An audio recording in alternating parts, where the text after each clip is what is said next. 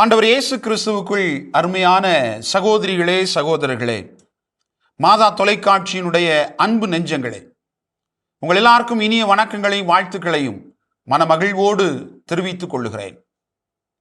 ஆண்டவர் இயேசு இன்றைக்கு ஒரு அருமையான வாழ்வியல் சிந்தனையை கற்றுக் கொடுப்பதை பார்க்கிறோம்.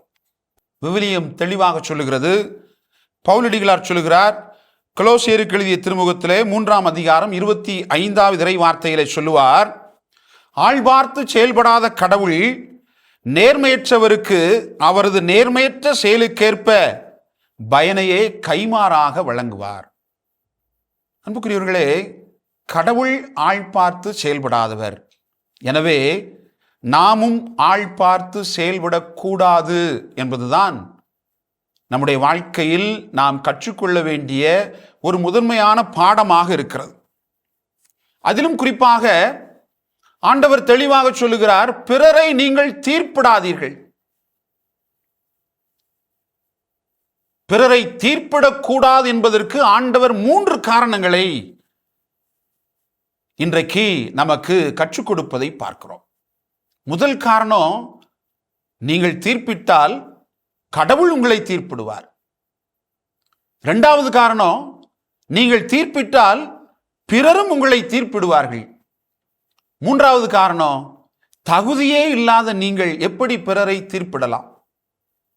இந்த 3 காரியங்களையும் இந்த நாளில் நாம் சிந்தித்து பார்ப்பதற்கு கடவுள் இன்றைக்கு நமக்கு அழைப்பினை கொடுக்கிறார்.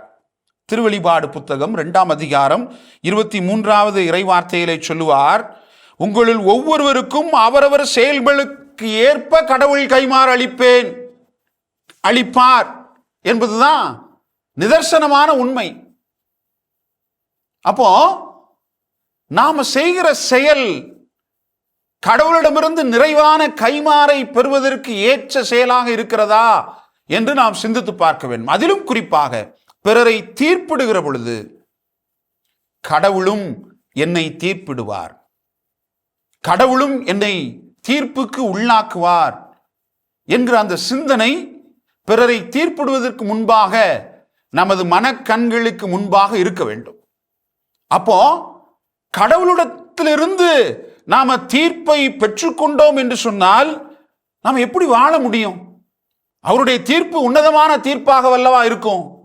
அப்போ பிற மனிதரை, நம் சகோதர சகோதரிகளை, இவன் அந்த தவறு செய்து விட்டான், இந்த தவறை புரிந்து விட்டான் என்று சொல்வதற்கு முன்பாக நான் கடவுளால் தீர்ப்பிடப்படக்கூடாது என்பதை முதன்மையான இடத்திலே வைத்து பிற சகோதர சகோதரிகளை தீர்ப்பிடாமல் இருக்க வேண்டும்.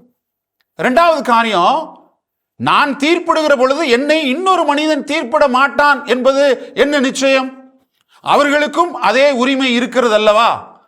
அப்போ நான் தீர்ப்பிட்டு என்னையும் இன்னொரு மனிதன் தீர்ப்பிடுகிற அந்த சூழலுக்கு நிச்சயமாக நான் எனது வாழ்வை வழிநடத்தி செல்லக்கூடாது என்பதுதான் இறைவனுடைய விருப்பம்.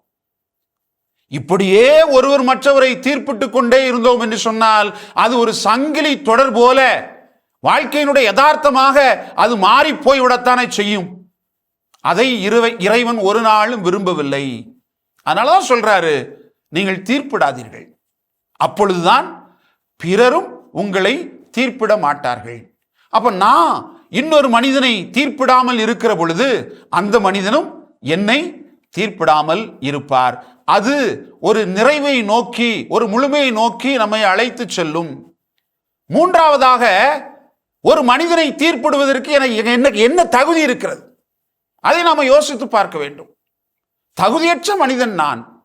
அப்போ இன்னொரு மனிதனை நான் தீர்ப்பிடுவதற்கு எனக்கு தகுதி இல்லை என்பதாக நாம புரிந்து கொண்டோம் அப்படின்னு சொன்னா, என் கண்ணில் இருக்கக்கூடிய பெரிய மரக்கட்டையை எடுப்பதற்கு நான் முயற்சி எடுப்பதை விட அந்த மனிதனுடைய கண்ணில் இருக்கக்கூடிய சிறு துரும்பை எடுப்பதற்கு நான் ஏன் முயற்சி எடுக்க வேண்டும்? துரும்பை விட மரக்கட்டை பெரிதல்லவா? அப்போ என்னுடைய தவறை, என்னுடைய குற்ற செயல்பாடுகளை நான் எனக்கு நானே சுட்டிக்காட்டி அதை திருத்துவதற்கு முயற்சி எடுக்க வேண்டுமே ஒழிய பிற மனிதனுடைய குற்றச்சாட்டை குற்றங்களை முன்னிறுத்தி அவனை தீர்ப்பிட்டு கொண்டே இருப்பதை நாம் நிறுத்த வேண்டும். அது ஆண்டவர் விரும்புகிற ஒரு காரியமாக இருக்கிறது. அந்த காரியத்தை செய்வதன் வழியாக கடவுள் நமக்கு நிறை ஆசி அளிக்க வல்லவராய் இருக்கிறார். இயேசுவுக்கே புகழ், இயேசுவுக்கே நன்றி. மரியே வாழ்க.